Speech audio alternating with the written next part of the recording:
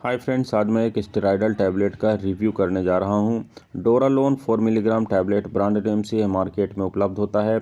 Organic नोवा pharmaceuticals limited के द्वारा इसका प्रोडक्शन किया जाता है। कीमत की अगर बात करें तो 10 टैबलेट्स का एक स्ट्रिप मार्केट में 42 रुपीज़ का उपलब्ध होता है। फ्रेंड्स, अगर अभी तक आपने मेरे चैनल को सब्सक्राइब नहीं किया है तो प्लीज़ चैनल को सब्सक्राइब कर लें, बेल आइकन को भी प्रेस करें ताकि आने वाले सारे वीडियोस के नोटिफिकेशंस आप तक आ जाएं और आप मेरा कोई भी वीडियो को मिस ना करें। अगर आपने इस प्रोडक्ट को इस्तेमाल किया है तो आपके क्या क्या एक्सपीरियंसेस रहे हैं कमेंट सेक्शन पर मुझे लिखकर ज़रूर बताएं। आइए फ्रेंड्स, वीडियो को शुरू करते हैं। सबसे पहले देखते हैं इसकी कंपोजिशन के बारे में। तो फ्रेंड्स, इस टैबलेट में मिथाइल प्रेडनिसोलोन 4 मिलीग्राम की मात्रा में उपलब्ध होता है। अब देखते हैं फ्रेंड्स इस प्रोडक्ट के कुछ वैकल्पिक ब्रांड्स के बारे में। तो फ्रेंड्स, निकॉट 4 मिलीग्राम टैबलेट जिसे एबॉट लिमिटेड के द्वारा बनाया जाता है। वेल्सन 4 मिलीग्राम टैबलेट जिसे साइकोट्रॉपिक्स इंडिया लिमिटेड के द्वारा बनाया जाता है। प्रिडेस 4 टैबलेट जिसे माइक्रोलैब्स लिमिटेड के द्वारा बनाया जाता है। सिलोन 4 मिलीग्राम टैबलेट जिसे कोय फार्मास्यूटिकल्स लिमिटेड के द्वारा बनाया जाता है। और ड्यूरालॉन्ग 4 मिलीग्राम टैबलेट जिसे ऑर्गेनिक लेबोरेटरीज लिमिटेड के द्वारा बनाया जाता है।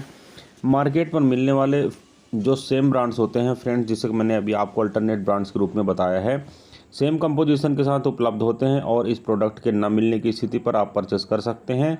आपको इफ़ेक्ट सेम मिलता है क्योंकि इनके अंदर का जो साल्ट या मॉलिक्यूल होता है वह सेम होता है।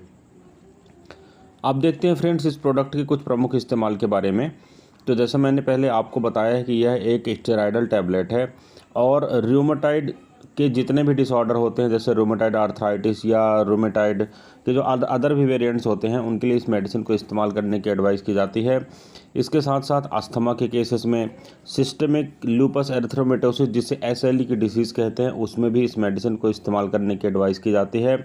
स्किन डिसीजेस के लिए इस मेडिसिन को लेने की एडवाइस की जाती है। आई डिसऑर्डर के लिए इस मेडिसिन को लेने की एडवाइस की जाती है और कई प्रकार की एलर्जिक कंडीशंस होती है जिसमें भी इस मेडिसिन को लेने की एडवाइस करते हैं। अब देखते हैं फ्रेंड्स इस मेडिसिन के कुछ प्रमुख साइड इफ़ेक्ट के बारे में। तो फ्रेंड्स, अगर आप इसे स्किन पर इस्तेमाल करते हैं लगातार लंबे समय तक टॉपिकल ऑइंटमेंट वगैरह के रूप में अगर आप इसका इस्तेमाल करते हैं तो स्किन आपकी लैक्स हो सकती है, पतली हो सकती है। थिनिंग ऑफ स्किन यानी इसका पतला करने का जो गुण होता है स्किन को लगातार इस्तेमाल करने से साइड इफ़ेक्ट के रूप में देखा जाता है। इन्फेक्शन का जो रिस्क होता है वह बढ़ने की संभावना होती है अगर आप इस मेडिसिन को लंबे समय तक लेते हैं। और अगर इसका कुछ साइड इफ़ेक्ट होता है तो बोन डेंसिटी यानी जो हड्डियों का घनत्व होता है, हड्डियों की जो मजबूती होती है, लगातार इसे लंबे समय तक लेने में या मेडिसिन के रिएक्शन या साइड इफ़ेक्ट के रूप में देखा गया है। वजन का बढ़ना, आपके स्वभाव में परिवर्तन का आना और पेट का अपसेट होना इसके कुछ कॉमन साइड इफ़ेक्ट के रूप में देखा गया है। कभी कभी यह भी देखा जाता है फ्रेंड्स कि आपका जो बिहेवियर होता है उसमें चिड़चिड़ापन आ जाता है साइड इफ़ेक्ट के रूप में अगर आप लंबे समय तक इस मेडिसिन का इस्तेमाल कर रहे हैं तो। अब देखते हैं फ्रेंड्स कि इस मेडिसिन को इस्तेमाल कैसे करना चाहिए। तो फ्रेंड्स, नियरली ऑल वीडियोस में मैं आपको बताता हूं कि डॉक्टर के सजेशन के अनुसार ही आपको मेडिसिन का इस्तेमाल करना चाहिए। डॉक्टर के द्वारा सुझाए गए डोज और ड्यूरेशन के अनुसार आपको मेडिसिन का इस्तेमाल करना चाहिए। इस मेडिसिन को साबुत निगलना चाहिए, इसे चबाना, कुचलना, तोड़ना या पीसना नहीं चाहिए। इस मेडिसिन को भोजन करने के पश्चात लेने से गैस्ट्रिक अपसेट होने की संभावना कम हो जाती है। अगर आप इस मेडिसिन को ले रहे हैं तो जो डाइटरी सोडियम सप्लीमेंट्स वगैरह होते हैं उनके साथ आपको इस मेडिसिन को नहीं लेना चाहिए क्योंकि यह कुछ केमिकल इंटरेक्शन के कारण गंभीर प्रभाव उत्पन्न कर सकता है। अब देखते हैं फ्रेंड्स यह मेडिसिन काम कैसे करती है। तो फ्रेंड्स, मैंने आपको पहले ही बताया यह एक स्टेरॉयडल मेडिसिन है और स्टेरॉयड का जो गुणधर्म होता है यानी जो शरीर के जो केमिकल मैसेंजर्स होते हैं उनका उत्पादन को रोकता है। यानी ऐसे केमिकल मैसेंजर्स जो आपके शरीर में इन्फ्लामेशन उत्पन्न करते हैं, यानी जो सूजन, लाली, दर्द इत्यादि उत्पन्न करते हैं, ऐसे जो सिक्रीशंस होते हैं, ऐसे जो केमिकल्स होते हैं उनके प्रोडक्शन को रोक देता है जिसके कारण आपको अपने लक्षणों में धीरे धीरे करके राहत महसूस होने लगती है। कुछ ऐसे भी केमिकल मैसेंजर्स हमारे शरीर में होते हैं जिनके कारण हमारे शरीर में एलर्जी होती है। ऐसे भी केमिकल मैसेंजर्स का जो सिक्रीशन या प्रोडक्शन होता है यह मेडिसिन कम कर देती है या रोक देती है जिसके कारण से आपको अपने लक्षणों में राहत महसूस होने लगती है। अब फ्रेंड्स, मेडिसिन से जुड़ी कुछ अन्य बातों के बारे में बात करते हैं। तो फ्रेंड्स, इस मेडिसिन का इस्तेमाल मैंने आपको पहले बताया है सूजन को दूर करने के लिए, गंभीर किस्म के एलर्जी को दूर करने के लिए, आपकी जो एग्जिस्टिंग डिसीज़ है यानी आपको जो बीमारी चल रही हैं, कुछ ऐसी समस्याओं को मदद करता है, जैसे कि आपके शरीर की सूजन कम करने में या इम्यून सिस्टम को सप्रेस करने में जब कभी भी आवश्यकता पड़ती है। कभी कभी फ्रेंड्स आपका जो इम्यून सिस्टम होता है ओवर रिएक्ट हो जाता है और इन मेडिसिन के इस्तेमाल करने से इम्यून सिस्टम के सप्रेशन के कारण आपको अपने लक्षणों में धीरे धीरे करके राहत मिलने लगता है।